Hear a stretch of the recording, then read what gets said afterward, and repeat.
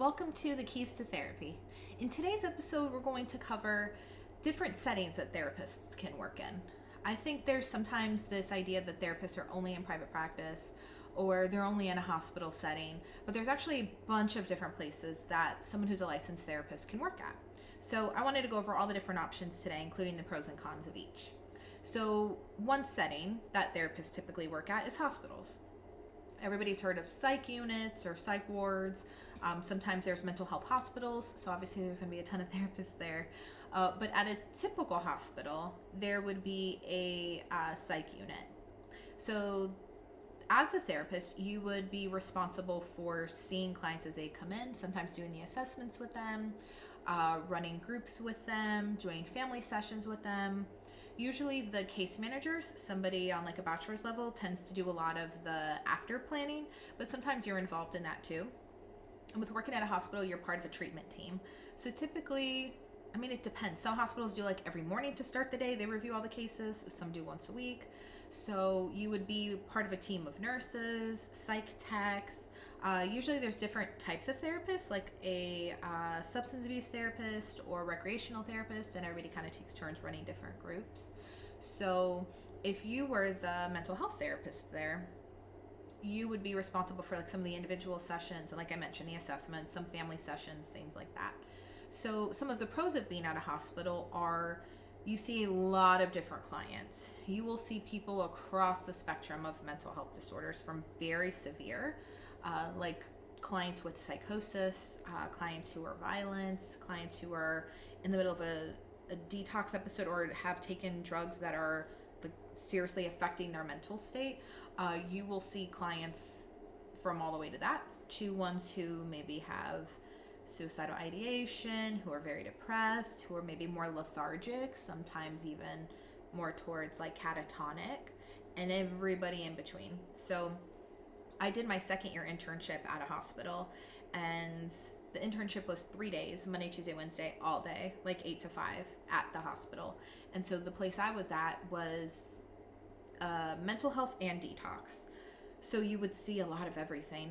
And I liked that it was like fast paced. I liked that you got exposed to a lot of stuff, especially as an intern. It was awesome because you get to see all the disorders that you're learning about in class. You got a pretty wide range of people. So yeah, that exposure is really great, especially as a newer therapist, because you start to see what a lot of these diagnoses look like, especially if you've only just read about them. It's nice to see how everything presents, so it helps you learn more diagnostic skills. And being a newer therapist too, it helps to be part of a team. So you have a psychiatrist there that you can talk to about the medications and stuff. You have other people who've ran groups with these clients to get a feel for how the person's behavior is throughout the day. You have the nurses or the psych techs to tell you how that person was acting or reacting during the night or during the weekends. So that team work is really, really helpful. In other therapy settings, a lot of times it's just you. So in the hospital, it's definitely a pro that you've got the teamwork. And with hospitals, you tend to have stable hours. So you would tend to do the 8 to 5 or the 7 to 4, whatever the hours would be. So you can kind of plan ahead for that. Usually you end up having benefits wise, like you would have health insurance, maybe like a 401k, paid time off, stuff along those lines. So those would be other pros of working at a hospital. And there's a lot of stuff as far as like, again, kind of going back to that teamwork. If there was a situation that you were really unsure of, you would have people right there. And sometimes supervision is included. So say that you were doing your hours post-grad, then you would most likely have a supervisor on site, which would be helpful too if they're a good fit. So some of the negatives. If you're at a hospital, you might be on call some of the time. You might have to work holidays. I know I was really grateful at times to be an intern when I was at the hospital, when I was in the meeting and everybody was deciding, well, who's working Thanksgiving? Well, who's working Christmas Eve? Who's working Christmas Day? Because somebody had to be there. So I think that that's something to consider if you're going to work at a hospital. There's a high chance that you're either going to be on call at some point or you're going to have to work a holiday and share that with people. I think another con to working at a hospital is there's not a lot of growth. Hospitals, the way that they're structured is maybe, depending on how big it is, you might be able to be like the lead therapist or maybe like the department head if you wanted to go like more the admin route eventually, that would be a positive. But for the most part, there's not a whole lot of room for growth. You are going to be in that same position for a while. And unless you want to do admin stuff, there's not really a lot of space to move. So great experience, lots of things that you'll learn there, pretty fast paced. But it's kind of up to you long term if that's the type of place you see yourself. Another place that therapists can work at is intensive in-home settings. So usually there's pre-licensed people or provisionally licensed people, residents, can work at a company where it's called like intensive in-home services. So what you would do is you would go to the client's house to meet with them. So some pros of that is it's great experience. I mean, you get a lot of different families.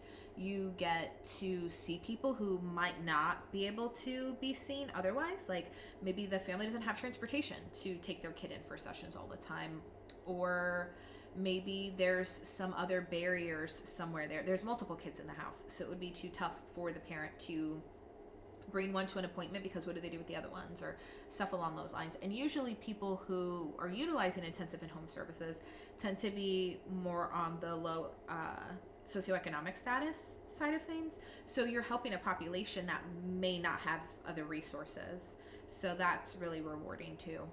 And sometimes being in the client's environment, you see a lot more than you would in your office. You get to see how they live. You get to see what the kids' rooms look like, because typically intensive in-home, you're working with children. So you can see what the kids' room looks like. You can see how they keep stuff up. You can work with them on not just the plans that you're coming up with, maybe about like chores or cleanliness or hygiene, but you can actually see how they do it and implement some of these things with them. So you get to be a little more hands-on, which can be nice. And you're seeing all of the family dynamics live in person in their home. So you're going to have a more comprehensive assessment of the family by doing that. Some of the cons, though, is it's a really tough position to be in. I think sometimes intensive in-home services are ordered by social services, so the family might not want you there. Other times, maybe it's uncomfortable for the family. So like they know that this is their only option or their best option, but maybe they're just not super comfortable with it. So maybe they might not be as engaged. You're also putting a lot of miles on your car when you're doing intensive in-home because you're driving from place to place, from city to city. So you're driving a lot throughout the day. I had quite a few friends who did intensive in-home right after graduation, and they would have like pretty much everything in their car. They would have a change of clothes if something happens, because it's another con is sometimes the houses are messy, and depending on the state of the family, there may have been neglect, or there may have been some hygiene or health concerns within the family. I know some people have reported like being in homes where there was a lot of roaches and stuff. So, you may be in situations that are not the cleanest. On the other hand, you may be in situations where it's amazing and the people love you. But since we're covering pros and cons, I want to be realistic about what some of the potential cons are of this. And some people's houses are not clean. Some spaces are not ideal. And you may not want to sit down at some of these homes, depending on what it looks like. I've also known people who have done intensive in-home who've said like it's tough to eat healthy when you're doing that, because since you're driving from place to place, you don't have like an office refrigerator to put your stuff in. So you tend to pick up a lot of food. So you spend money that way, and you spend a lot of money on gas. I'm sure some companies reimburse, but usually it's not the full amount of what you've spent. It's partial. And on a provisional license, you aren't typically getting paid very much either. So you'd have to be pretty good at budgeting to do intensive in-home. So just kind of keep some of those things in mind. Again, great experience. A lot of people do that just for the 2 years that they're getting their license, and then they leave once they have their full license because they have more job opportunities available. So something to consider. Another place that is a possibility for therapists to work at is community mental health. So community mental health centers tend to be places for people with low SES, so low socioeconomic status, usually places that take like Medicaid and Medicare, and clients don't usually pay much for sessions, if anything. So those types of places The pros of it would be you get to see everybody.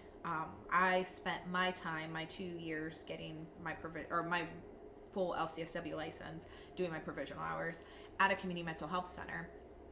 I would have 1 hour, I'd have a client who was 4, who was in foster care, and then I would have a 50-year-old woman who was going through a divorce.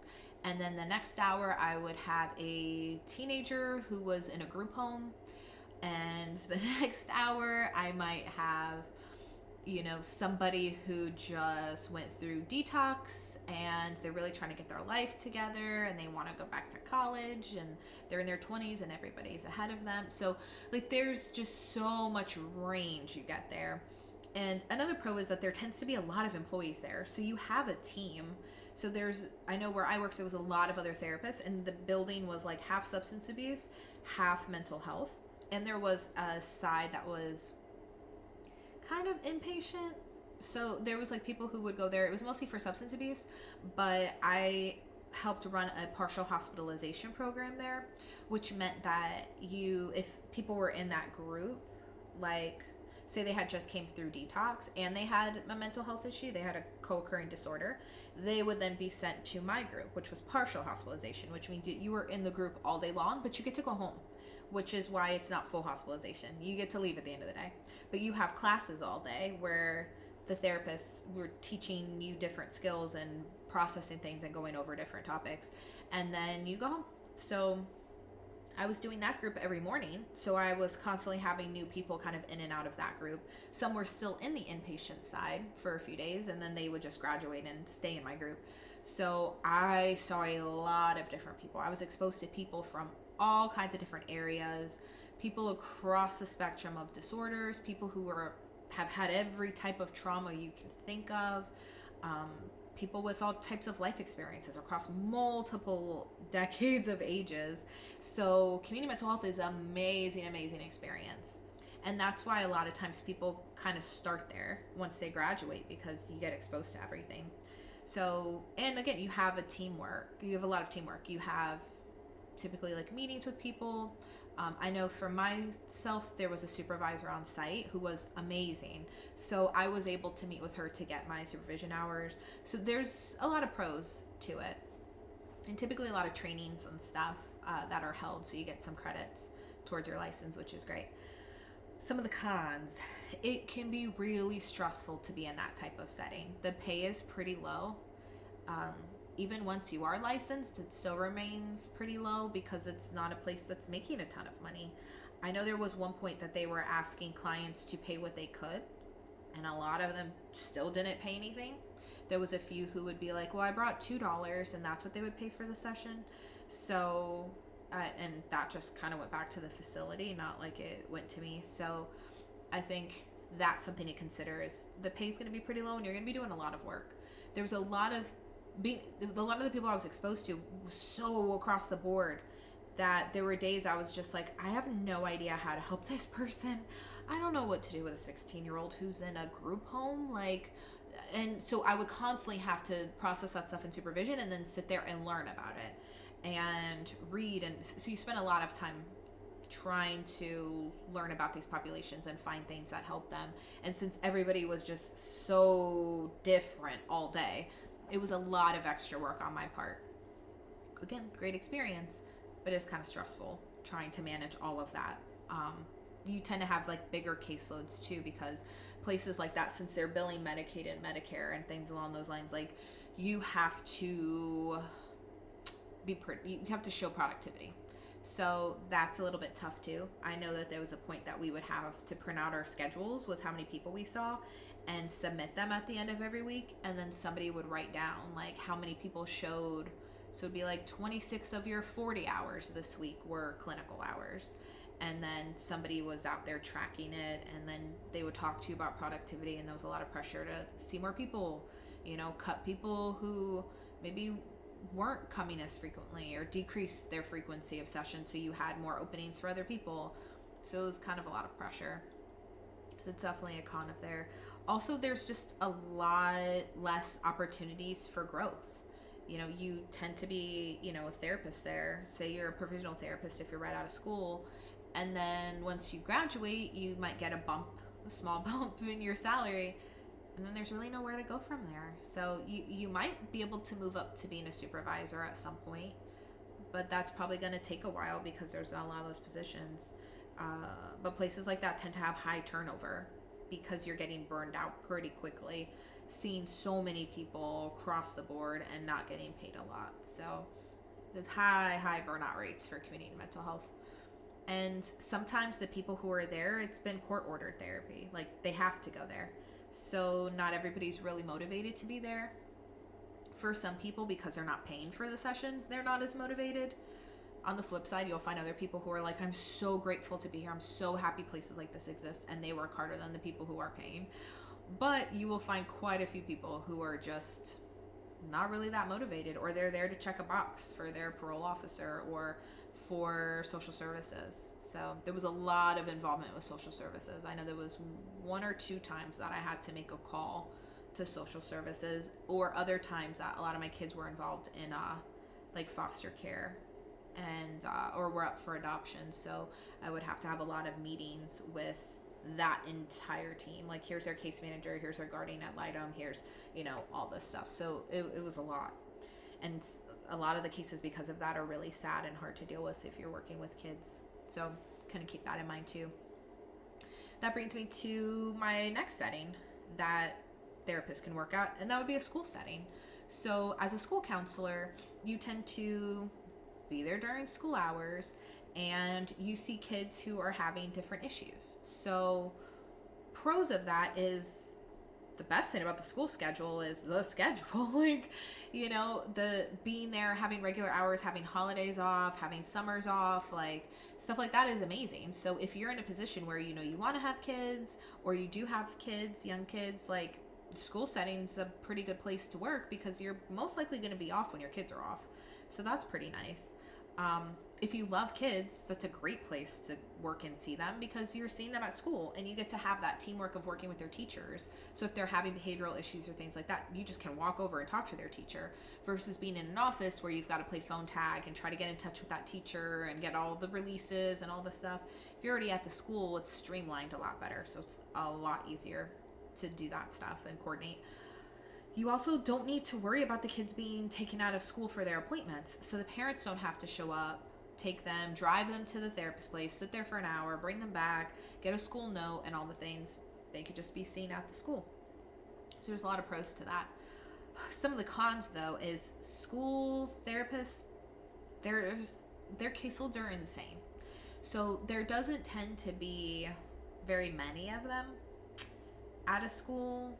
I've heard of there even being like 1 or 2 at certain schools for the entire school. So burnout can be very high there too, especially if it's a school where there's a high need for counselors or an area where there's a high need and, kids are going through a lot of stuff and they're going to need that support. You as a school counselor might be really limited on how often you can see these people or how much you can do for them. And so sometimes because of that, because there's limited support there, and because the burnout's so high and your caseload could be so huge, a lot of times school therapists end up having to be like the liaison between the student and the parent and then the outside therapist. So you might just be the go-between because maybe that kid needs more support than you're able to give them in that role. So you have to refer them to somebody who can. And that's a valuable resource too. It's just going to be hard when, especially if you're working in a place where there's a lot of kids who need help and you constantly have to refer out because you just don't have the capacity to take them all on. So that's tough with schools. Also, maybe income-wise, I don't know how much school counselors make, but I know it's not typically like on the higher end of the scale because like community mental health and stuff schools, especially if they're public, they're going to be limited with the funds for what they can pay you. And there's also not a lot of room to move up in that field. So things, again, to consider when you're looking at settings to work at. There's tons of benefits to a school setting, but like all the others, there's cons too. Another place to work as a therapist is at a university. So if you are a counselor at a university, you tend to work in the school counseling center. Most colleges have that on campus. Some may have a medical department that they have like a small area for counselors embedded in, but most tend to have a counseling center. Most universities do. So you would work there, and you would just see some of the students when they were having a crisis. So, or for just regular therapy, but there's some limitations with that we'll get into. But some of the pros with working at a university would be you have a team there. There tends to be, like I said, a building. So you will have a bunch of different therapists, probably do like case staffings and stuff like that. Supervision's most likely going to be included in there. You would have the benefits of having some of those holidays and time off, just like the college students do. So that's kind of cool to be able to still keep that time off once you graduate, because that's one of the saddest things about being an adult and getting into the real world is like all that time off that you got used to, you no longer have. So that'd be a big pro for me. I would love that. So yeah, so being able to have that time off. Campuses tend to have a lot of resources. So there will be tons of groups. There will be RAs that you can coordinate if there's issues with, or coordinate with if there's issues with like roommate stuff that's going on. Again, medical centers, like you'll be able to have referrals and coordinations with people there, because campus is like a mini town. There's going to be stuff there for everything. So that would be another big pro. And if your ideal client is around that age, a young adult, then for the most part, that's going to be all of who you're seeing is going to be those young adults, minus some people who maybe went to school a little bit later in life. But the majority are going to be that population. So if that's your ideal population, cool, then that'd be a great place to be. But like all the rest, there's some cons. So probably the biggest con I've heard from therapists who've worked in a university setting is that you have limited sessions. So the most common number I've heard is 12, but I'm sure it differs per university. So you are only allowed to have 12 sessions with that client. 12 sessions is not a lot when you are dealing with somebody with a chronic mental illness. So for example, if somebody has an eating disorder, or somebody's like experienced a lot of suicidal ideation or has been hospitalized often, working at a school counseling center with 12 sessions, you were not going to be able to really see them. So some of your job's going to end up being coordinating referrals with people in the community, which isn't bad. I mean, it's nice. You kind of get familiar with different people in the community, but it's going to be tough when you've got clients and, maybe you really like them and maybe you would want to do your great work with them, but you're limited with the amount of sessions that you can have with them. So it's something to consider. You'd have to get pretty good at being able to let clients go, because 12 sessions, I mean, that's a pretty quick turnaround when some people are in therapy for years. So you do a lot of like short-term solution focused work in that setting, and it tends to be pretty busy. I mean, especially at the beginning of college when a lot of people are going through like transitional stuff or adjustment disorders, you might be kind of packed. Maybe you aren't allowed to have a regular schedule. You just got to take whoever comes in the door, because there's so much demand and not a lot of therapists there. So there's a lot that can be pretty stressful about that environment too. Another place that you could work would be a military setting. So I know I spent 4 years working at a military base. So I worked in a medical clinic on a military base in the mental health department. So some of the things that you would do in that setting would be, you were meeting with active duty members. Depending on where you're at, you might be meeting with like dependents, like their families and stuff. And some therapists, I know with the Navy, who I worked more so with, they had a facility called Fleet and Family, and I'm sure every military installation has this, but for the Navy specifically, it was Fleet and Family. And so there was a lot of counselors there, there's a lot of therapists there, and they would do like psychoeducational groups on like preparing for deployment or transitioning back to your family when you get home, or teach classes on like finances or preparing to get out of the Navy, resume building, stuff like that, which is really cool, like very comprehensive. And as a therapist, it would be nice to work in that type of setting where you can switch up what you're doing so it's not all individual therapy all day long.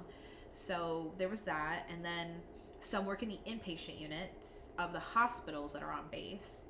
So similar to the work I was explaining earlier with working at a hospital, and some work at like an outpatient clinic, which is what I did. So as a therapist in an outpatient clinic on the military base, the pros of that would be I had consistent hours. I had holidays off.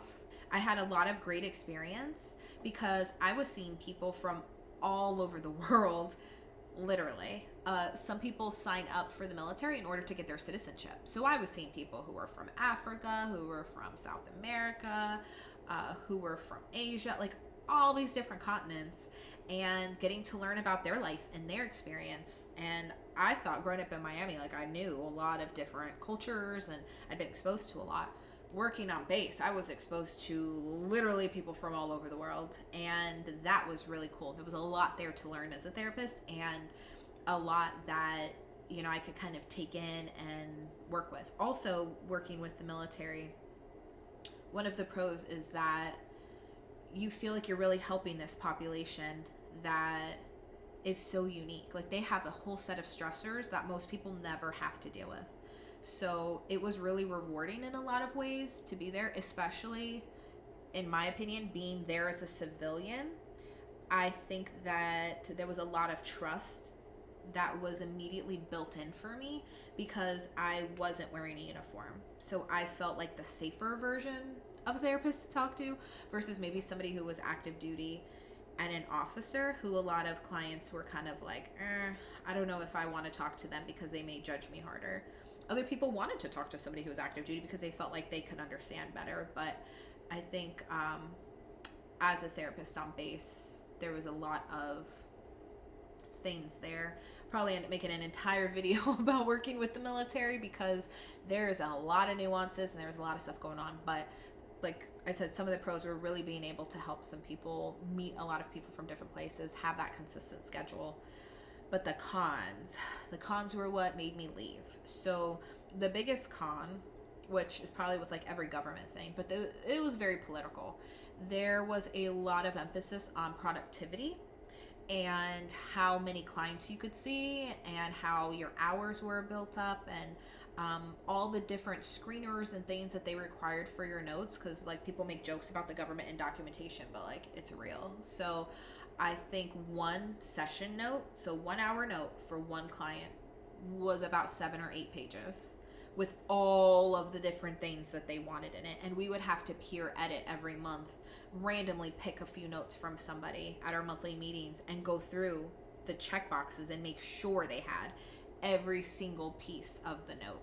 So it was serious. The main reason I left was because towards the end of me working there, the Navy, and this might have been wider than that because I was also seeing Marines and a few Coast Guard, Army Reserves. Like there was a lot in the area I was in. But basically the government came out and said that you could only see people for 15 sessions.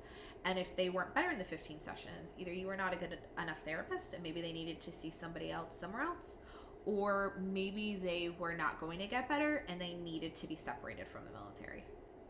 I was not comfortable with that. Some people would not even go to therapy until the end of their career, which might be 20 years. I remember there was a few people who they were getting ready to retire and they had joined the year I was born. So they'd been in literally my entire life. So I didn't feel comfortable being like, oh, sorry, we're at session 15. I know you just opened up about that trauma 25 years ago, 2 sessions ago, but good luck. Like, we're not allowed to meet anymore. So lots of politics with that, lots of emphasis on productivity, a lot of things being pushed on you, making decisions about, is this person safe enough to fly? Is this person safe enough to go on deployment? So it's very stressful at times trying to make those decisions. A lot of people wanted to get out of the military, so some were trying to play the system. And it was just a lot. So again, great experience. Loved the population, loved the clients I worked with, loved it. Felt terrible about leaving, but I was not going to compromise my own ethics and feelings for that. So, you know, I know a lot of people after 4 years of working there that I spoke to had similar experiences. So, you know, there's, again, lots of pros to working in the government. Same thing with the VA. You know, I'm sure that they have similar issues as far as productivity goes. Military bases, and I believe the VA, tend to only hire licensed people, and the license they hire the most is LCSWs. So I know that is being advocated to change, like LPCs. I know there was like 1 or 2 LMFTs that were on base when I was there. So they're trying to expand it. But just know, if you have a big interest in the government and working with the military, LCSWs tend to get hired more than any other license there. So keep that in mind. But the next one is the next setting you could work at is working at a group private practice. So group practices tend to be private practices. So you are working a different schedule, usually not 40 hours a week. You have somebody who owns the practice who you are working under as either a 1099 employee, which is a contractor essentially. So it's almost like you're your own business and they are hiring you out. So you pay your own taxes and you are kind of in charge of your own stuff, but you follow their guidelines because you're hired by them. Or you can get hired as a W-2 employee, which is what most of us had always been at any job you've been at, which is where they pay like half your taxes, the Social Security, stuff like that. And sometimes there may be some benefits involved depending on how big the group practice is or what they've budgeted for. So some of the pros of working at a group practice is you tend to have a flexible schedule. A lot of owners will let you pick the hours you want to work or give you like a window of the times they want you to work. So that's nice. I mean, most of the places I've already mentioned, it's a pretty strict schedule. It's 7 to 4 or 8 to 5, whatever. Here's the hours that they're open and here's the hours you're going to have to work. So the thing that's nice about private practice is you get a lot more flexibility. So it's a big pro, a big one for me. I went from the military to a group private practice because I was really craving that stability after everything was so rigid and structured for so long. Usually full-time is less than 40 hours, like I mentioned. Full-time at private practice might be 25 hours, it might be 30 hours. For some people, it's 15 or 20, depending on how much they're making and what they need to sustain for their lifestyle. So full-time is very different. Usually you get to work pretty independently. I mean, it depends on how like the owner of your practice is and the guidelines or expectations they have for you. So be very mindful of that when you are interviewing at a group practice. You know, what is the expectation? Is there a cap on my caseload? And I'll probably do an entire video on that too, because there's a lot of questions there that I think people don't know to ask. So, but yeah, so you get to work pretty independently most of the time. Sometimes you have like a team that you're able to work with. It's a little tougher in group private practices because everybody's on a different schedule. So you're all kind of like in and out of offices at the same time. So I know where I worked, sometimes I would only see my coworkers like in the bathroom if we ended sessions on the same time or at the same time and we're like washing our hands together. So you don't get as much support as you would at an agency or somewhere where there's like more people and everybody's working the same hours. Though some places do have like, some group practices have like consult groups or set time for like meetings and case consultations and stuff. Usually you kind of have more ability to pick your clients.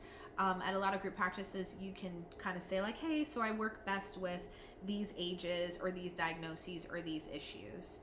So that's cool because in most of the other settings, you just kind of get what comes in. If you're at a hospital or you're in community mental health, you typically don't have a choice. Unless somebody makes you really uncomfortable or there is a major issue between you and that client, like maybe you know them or something's really triggering for you, you tend to take whoever comes in the door. So with group practices, it's nice because along with that flexibility, you tend to have a little bit more choice. So that's really great. But some of the cons is, like I mentioned, you tend to work alone a lot. So if you're in a position where like you're just learning or you feel like you're going to need a lot more support than maybe just your 1 hour of supervision a week, group practices may be tough to start. So you would have to join like some sort of outside consult group or something to get that support. Another con is depending on where you work, there's different splits for your pay. So I know where I was, there was a 60-40 split, meaning I took home 60% and the group practice owner took 40%. That seems to be the standard split for some places. If you're an independent contractor, it tends to be more of a 70-30 split because you're paying your own taxes. So you take home 70, the practice takes 30. But I know a lot of people have trouble with that split. Some of them want more independence than what they have, and it's tough to give up that percentage of your money, especially if you feel like maybe you are not getting everything out of that practice that you could. It gets tough to see, here's what I could have made, and here's what was taken out. So there's other people who love it. They never want to open their own practice. They like not having a market. They like being able to just go in, see their clients, do their notes, and go home. So think about how you work best. But it is definitely a great experience. And after working in a lot of those other settings that, like I said, are more structured and rigid, it's kind of nice to be in a group practice. And last but definitely not least is your own private practice. That's a setting that I think people mostly think therapists work at is private practice, but it tends to be like the last stop for most therapists, which is interesting, but it makes sense at the same time. To run a business, something we are typically not trained in at all when it comes to grad school, you kind of need some of that real life experience or some of your own time to like train in that and learn and read and grow in order to figure out like, who is my ideal client? Where do I do my best work?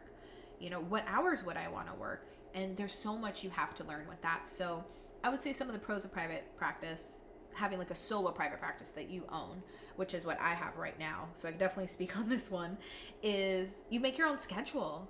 I don't want to work Fridays, so I don't work Fridays.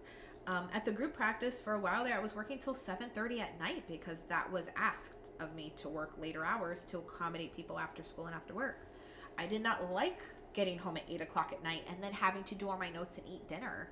Like, I like getting early. So, you know, having the ability to choose your own hours is so amazing, especially because, like I mentioned, I'd work in a bunch of the settings that I talked about today, and I never had that choice. So I felt like this was the ultimate goal for me, was to eventually have complete control over when I worked and who I worked with. After working with all these different populations, I started to narrow down who was my ideal client and who I do my best work with. Who do I connect the best with? Who do I see the best results with? And so I was able to kind of tailor my practice to that, which is great. So you get to make your own schedule. You get to work with your best clients. You get to have a vision for what it is that you want to put out there, and you get to follow it, which is really cool. Lots of work, but very cool. And you get to be your own boss. So that's awesome too. Some of the cons, though, is it is a lot of work. It is all on you. So if you have certain policies in place, before it could be like, oh, well, you late canceled, so the practice says I have to charge you. Now it's like, oh, you late canceled, I have to charge you. So there's definitely some ownership you have to take over your policies and procedures, and not everybody's going to love it. So you have to get used to that piece of it. You have to get comfortable talking about money, because you are going to be talking to clients about money, whether you take insurance and you are collecting copays and dealing with like deductibles in the new year, or late fees or no-show fees, or if you're private pay and you are having discussions with people about what your fee is and deciding if you want to do sliding scales and things along those lines. Like, you are going to have to talk about money. And pretty much in every single setting I'd worked in outside of private practice, never ever discussed money with people. Not once. No one ever directly paid to see me. So that took some getting used to. Like I mentioned before too, you don't learn about business typically in grad school. Nobody was out here talking to me about how to run a private practice.